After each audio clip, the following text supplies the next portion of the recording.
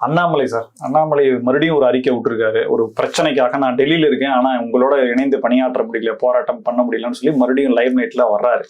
கடந்த முறையே பேசியிருந்தோம். கமெண்ட்ல எல்லாம் பல பேர் சொல்லியிருந்தாங்க, அண்ணாமலை தான் பெரிய லீடரு, அவரை நீங்க இப்படி பண்றது நல்லது இல்லை அப்படின்னு. தேசிய பொறுப்புகள் கொடுக்கப்பட வாய்ப்பு இருக்கா, மீண்டும் லைம் லைட்டா? ஏன்னா தனி கட்சின்னு ஆணித்தரமா சொல்லியிருந்தீங்க, ஒரு செங்கலை கூட அவர் எடுத்து வைக்கல தனி கட்சிக்கு. அவர் கொடி முடிவு பண்ணி அந்த கொடி வெளியாயிருக்கு அப்படிங்கறத நீங்க பாத்தீங்களா வாட்ஸ்அப்ல? அவர் வெளியிடல, ஆனா லெட்டர் பேட் கூட சார்புடையவர்கள் அது ஒரு குறிப்பிட்ட அன்பு கூட்டம்னு போட்டு வந்தது. சில செய்திகளை கேமராக்கு முன்னால சொல்ல முடியும், சில செய்திகளை சொல்வது நாகரிகம் இல்லை.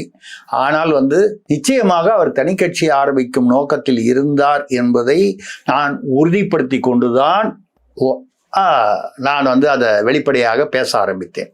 இன்னைக்கும் அதே சமயம் பாஜகவில் அவர் இல்லை, அவர் இறுதி வரை பாஜகவில் இருப்பார். நான் என்னன்னா சிம்பிள், அண்ணாமலை இருக்கணுமா வேணாமான்றதை நான் முடிவு பண்ணல. ஒன்று அண்ணாமலை முடிவு பண்ணணும், இல்லை பாஜக தலைமை முடிவு பண்ணணும்.